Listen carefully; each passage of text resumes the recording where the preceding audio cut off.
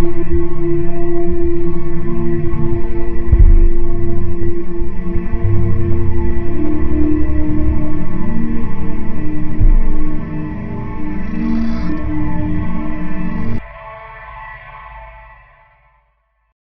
so welcome back to the channel, and in today's video we are reacting to an episode of House of Style.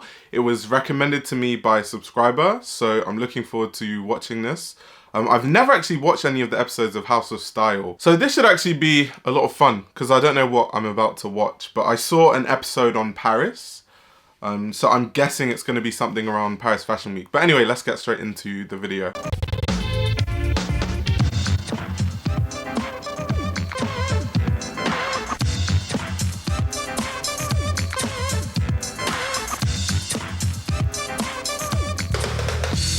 This edition of House of Style is coming to you from Paris, where we'll be taking a look into the past and the future with the one and only Jean Paul Gaultier, spending a glamour-packed day with Paris resident Linda Evangelista and going on a whirlwind tour of the Spring '92 designer shows here in the city of... All over the world crowd into town for the annual unveiling of the Paris designers' spring fashion collections. One of the best known of these designers is the endlessly entertaining Jean Paul Gaultier. You may know him as the guy who designed the wild stage costumes for Madonna's last world tour, but there's more to his work than sliced up suits and snow-cone bras. That's hilarious. Cindy Crawford said there's more to his work than snow-cone bras, because yeah, he is known for the snow-cone bras. It's called... I remember the first time he launched the snow-cone bras, it was this collection called like Barbès, but like B-A-R-B-E-S, but the E has an accent, and I don't speak French, so I don't want to butcher the name. The French people can tell me how it's pronounced in the comments down below. But anyway, that was when he launched the snow-cone bra sort of design, and since then, like, a lot of people have just only thought of that. When I think of Jean Paul Gaultier, I think of so many different things. I know he was very controversial and his work was seen as really provocative because he used to put like men in skirts and dresses and stuff, which is so funny because now everyone talks about being gender fluid and everyone thinks they're pioneer, but like so many designers have done this stuff like ages ago, including Jean Paul Gaultier. But anyway, let's just continue with the video. As you're about to see. I think that the people that have a great style, in reality, it's because they have their own way of life, of thinking. 1, 2, 3, Have bras and corsets and undergarments always been a big part of your work from the beginning? Always, because my grandmother, she had corset. One day I saw her putting a corset. And I was like, what is that? And she explained me that at that time, you know, the girl, you know what they were doing? To have the very, very tight waist. So we're taking vinegar and they have a contraction of the stomach. So the moment of the, yes, I left it up. So I was always fascinated by that. Even from a watcher's point of view.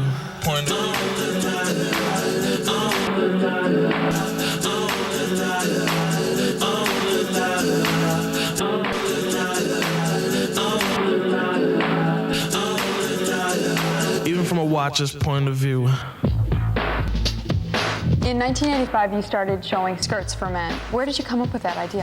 Oh, they mentioned it. This is amazing because I haven't actually seen this, so I haven't seen an interview of him talking about like why he introduced skirts for men. I've just read about it. Like I have a book, Vogue on Jean Paul Gaultier, where they talk about it. But I haven't actually heard him talk about it, so this should be actually really good. You know, I think all the things I did, even for my own woman, it was not because of my own fantasy or something like that. It's because I felt that the people should love it and wear it. The attitude of the man and the attitude of the woman with the men had changed. And some men, they don't want to have image of John Wayne, you know, like a macho type and like that. I play with masculinity and femininity, you know, in all of my clothes.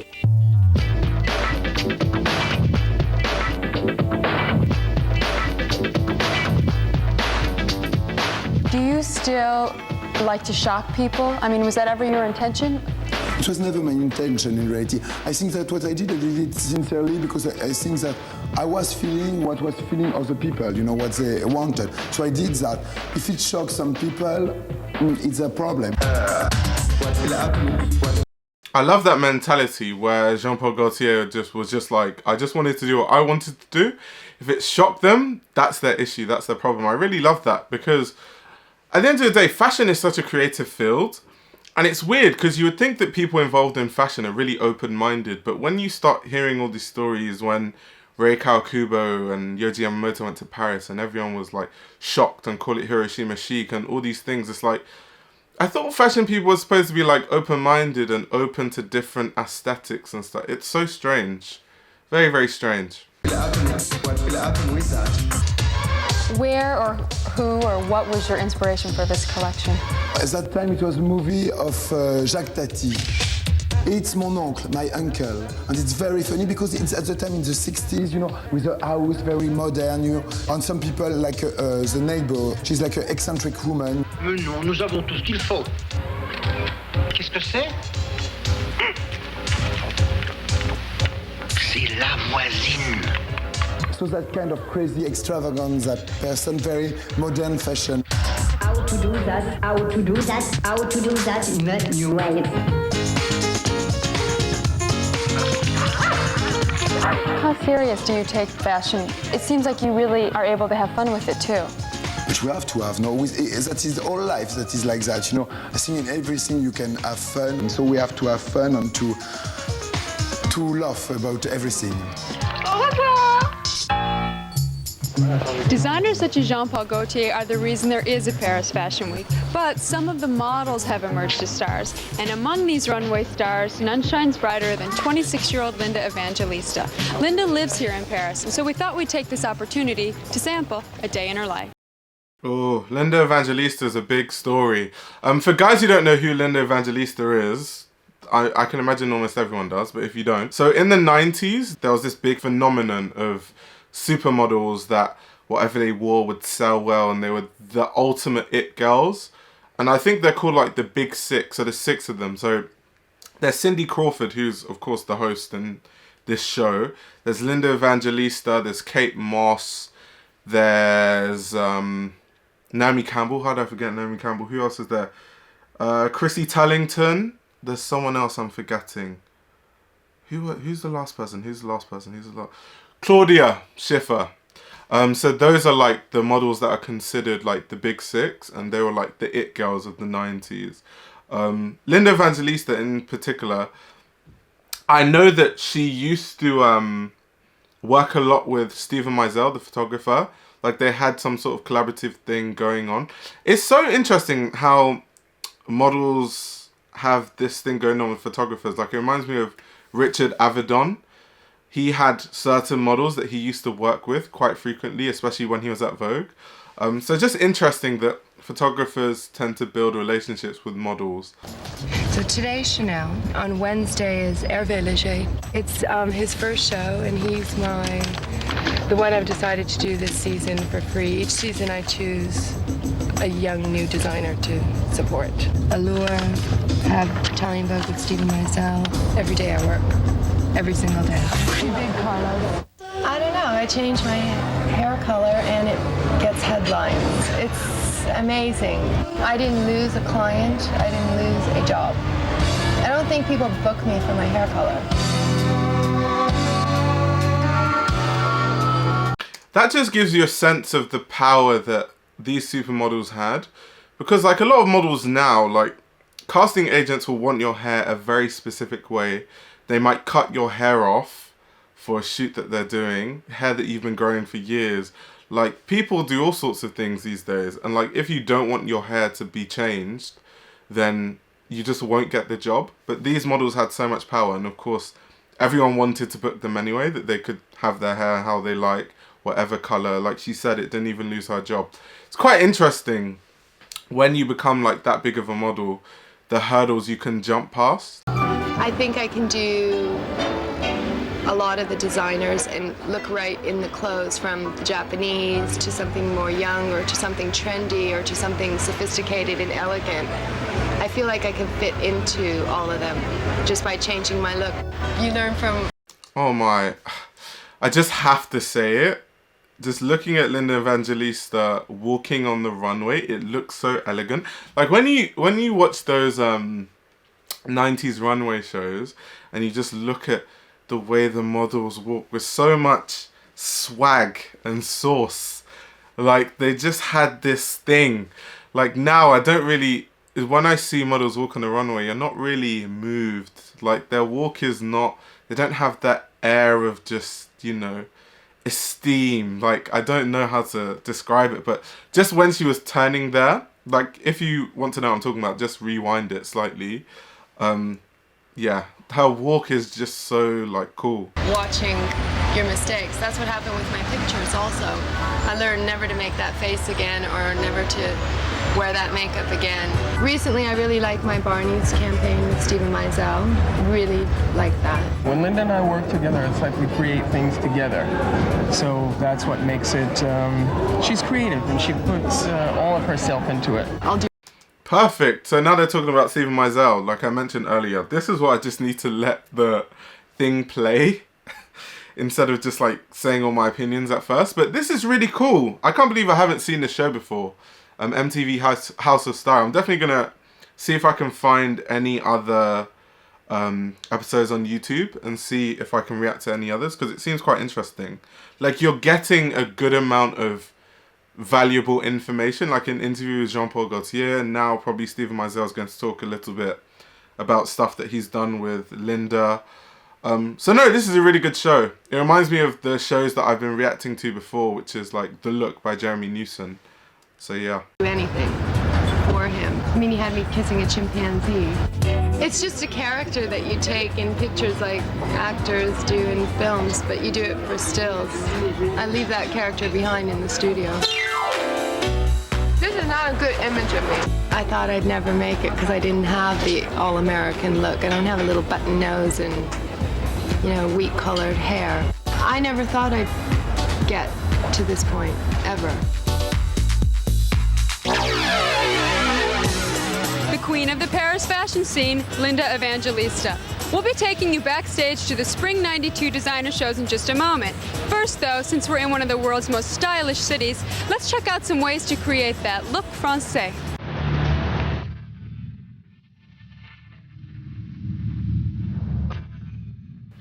The French people that are watching is dragging around a small dog. Is that part of the French look?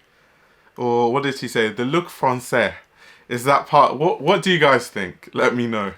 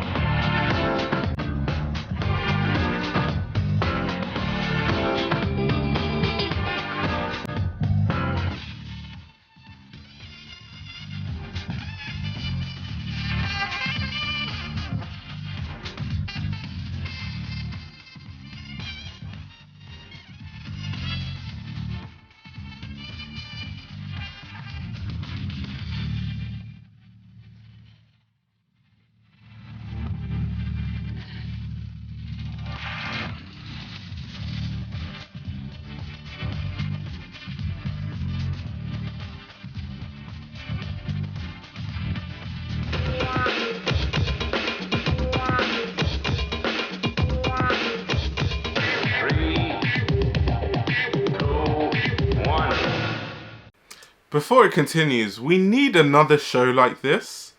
There were so many things like this that were going on. Like, there was Style.com. That's more recent, of course, where Tim Blanks was going around, like, interviewing designers and doing live reviews and interviewing journalists outside runway shows. No one does that now. The closest to that is Loïc Prigent, but Loïc Prigent interviews the designers, but not the same as just like, and reviews the shows, which is very valuable actually, but doesn't go around like interviewing different journalists as well to get their candid opinions. And shows like this, like The Look or this MTV House of Style, where you just have a host who's going around Paris Fashion Week and stuff. It's so valuable to get this kind of stuff. And I don't know why no one does it, because there's such a market for it.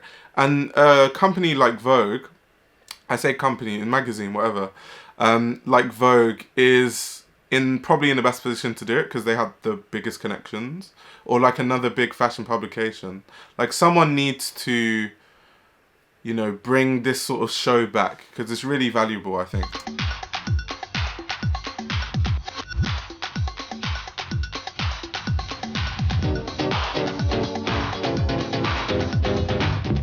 Welcome back to House of Style from Paris, where we're now at Place de la Concorde. Spring preview month in this fashion capital has more than 80 designer shows crammed into the space of just 10 days. It's a pretty delirious period, as you can imagine, and it looks and sounds like this.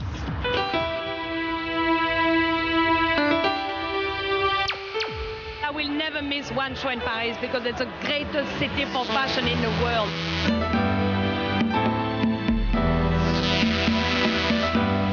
I really enjoy the primal savage moment of a fashion show. It may be fall in Paris, but spring '92 has already arrived on the city's fashion runways. Paris designers have been putting on these shows since 1858, and while they may have looked a little more sophisticated back in the 50s when Christian Dior was displaying his classic couture, Paris is still the reigning fashion capital of the world. The origin really of high fashion, of high style, comes from here.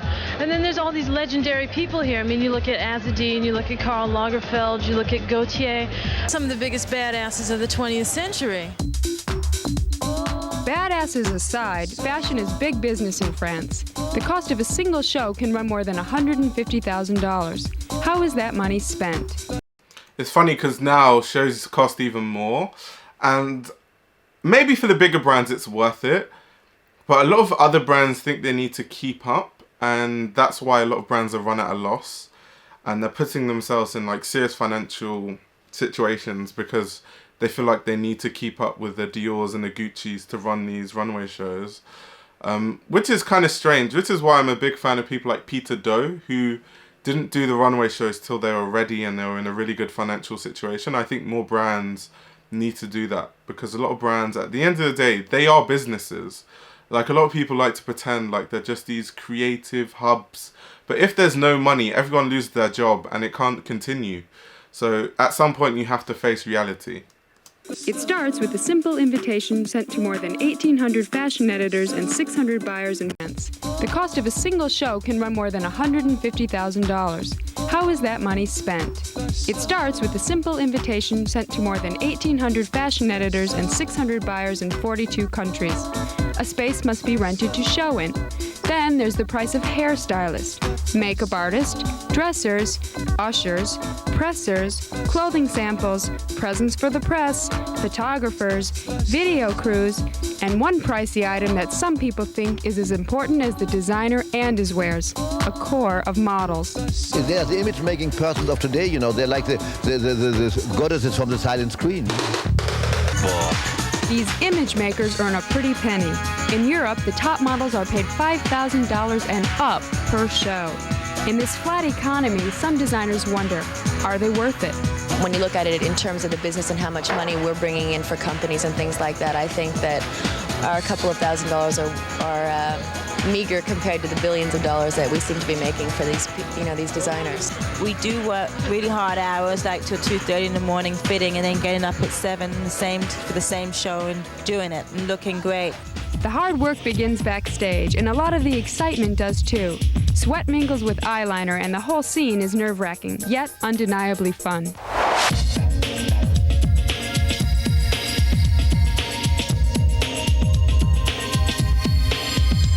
For relatively new models still in their teens, backstage can be an especially scary experience. Everybody's so much older than me. It's like sometimes it's hard to talk to them and everything. When you start out, you're very intimidated by the other girls, the divas, the attitude they give you. The backstage scene, on the other hand, can be more tedious than glamorous for those who experience it every day. It's absolutely scintillating. I can't contain myself. I'm ecstatic. I'm really having a hard time controlling myself back here, but it's actually the most boringest time that you can imagine. It's like 100 women getting ready for dinner. It's terrifying. Boredom evaporates at the thought of getting up on the runway. It's really fun at the beginning. You get to see all your friends. It's kind of more, something different. You're on a stage, it's live, you have one chance, and if you mess it up, you really mess it up. I've been doing shows for almost 3 years now. It's fun trying to capture the audience. I really enjoy it. that's the thing about Fashion Week. Like, it's enjoyable at first, and then eventually it just becomes really tedious. Because, like, imagine a normal Fashion Week schedule. Like, if you go to Paris Fashion Week, you're probably going to go to a lot of shows each day. And there are always going to be after parties and parties going on. So, like, when I go to Fashion Week, I have, like, show after show after show after show. And after, like, 6 or 7 shows, your brain is fried. You can't even take in what you're looking at properly. And then on top of that, you have an after party to go to. You might see some of your friends. By the time you get home or to your hotel, it's like 3 a.m. And then you only get like 3-4 hours sleep. Then you need to wake up because the next show the next day might start at 9. Or wherever it is, you have to be up early so you can actually plan how you're going to get there.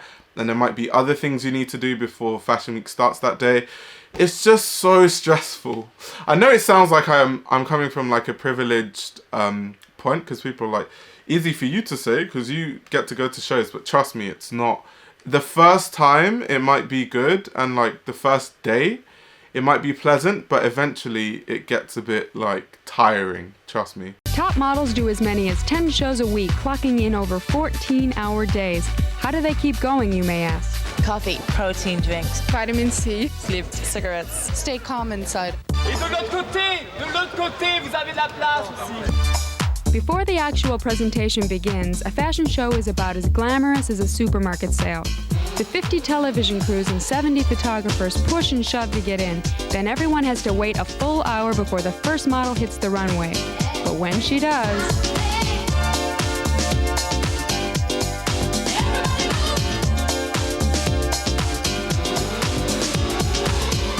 What were the highlights for Spring '92?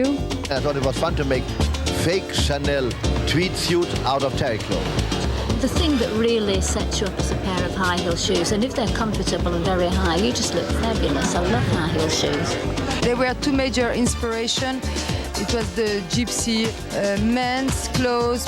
The other inspiration is very pin-up girls. I love the kind of the jokey underwear things. I thought it was vintage Jean Paul Gaultier. My first love is to give anyone a new chance, a new break, and that's also what Vogue is there for. We have the established designers. We also show a lot of new young people. And that's where the future is. You have to invest in the future.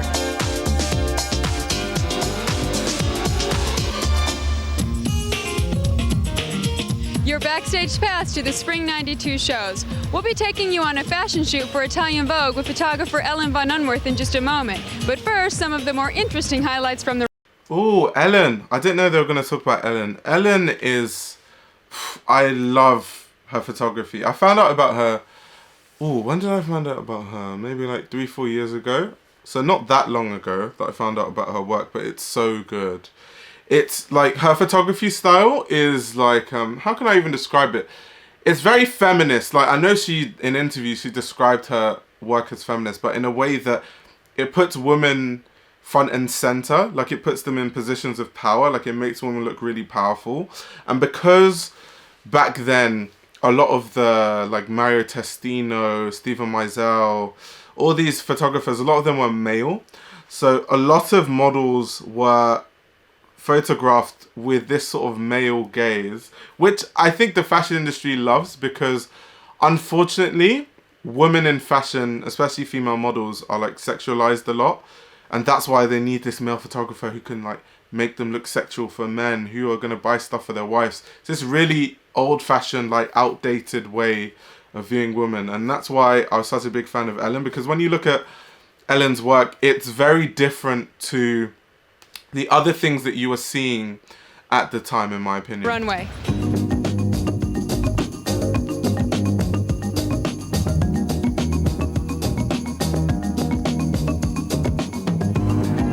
Picture you.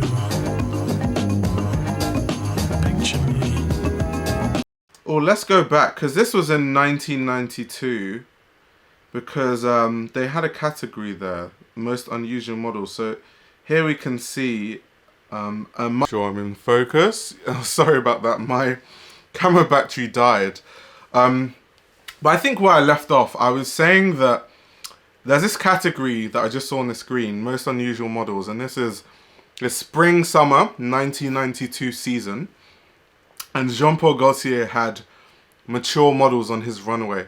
Now this was in 1992. So you have people like Jean Paul Gaultier putting men in skirts in 1992, having mature models, because a lot of designers now, they try to act like, oh, we pioneered and we put models of different ages on the runway. Like every designer thinks they're such a pioneer when all these things have been like done way earlier. So it's just something that I noticed and I want to point it out because I know these things have happened in the past and I could go on telling you who has even done these before Jean Paul Gaultier. But it's always easier for me to make the point when it's right there on the screen, like glaring at us. So yeah, that's something I wanted to point out.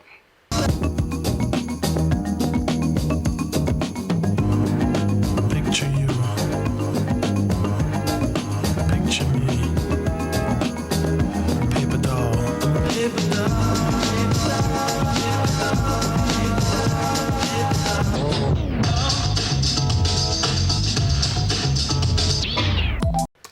Coolest music, Chanel. Who is deciding that that's the coolest music? To be fair, this is a show by MTV, right? So when it comes to music, at least they know they have a lot of pedigree to say what cool music, whatever that means, is. Yeah. Oh my god, they gave Thierry Mugler worst accessories. Oh my days. Why is that even a category?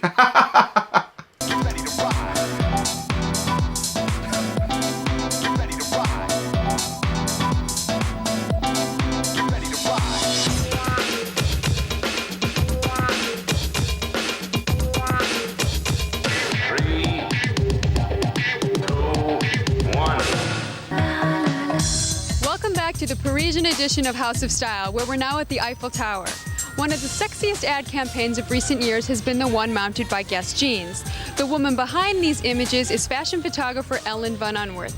Since men have always dominated fashion photography, van Unwerth is an unusual figure. I've had the pleasure of working with Ellen, and so when she invited us...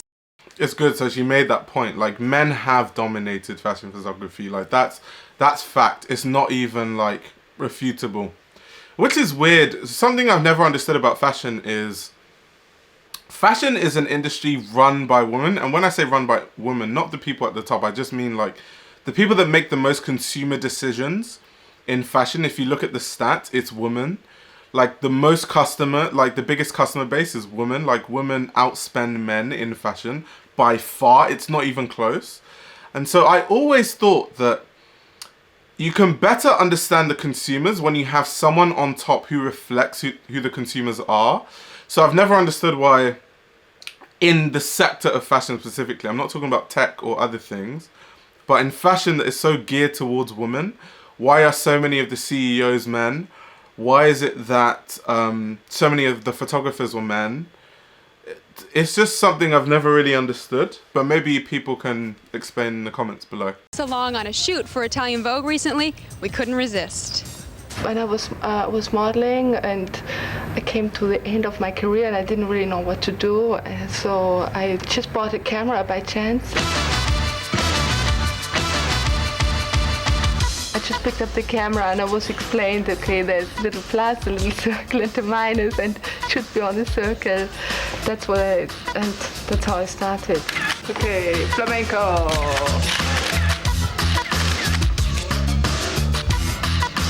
I went to England, I showed my book to Catherine Hamlet, and I had 10 pages, and she gave me the campaign, international advertising campaign. It's like it's photojournalism of fashion. It's not the model posing. It's like she photographs life going on.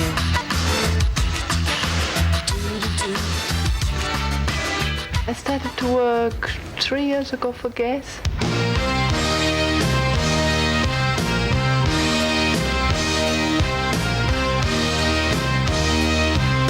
Claudia was amazing, so because I think the Americans really do like blonde.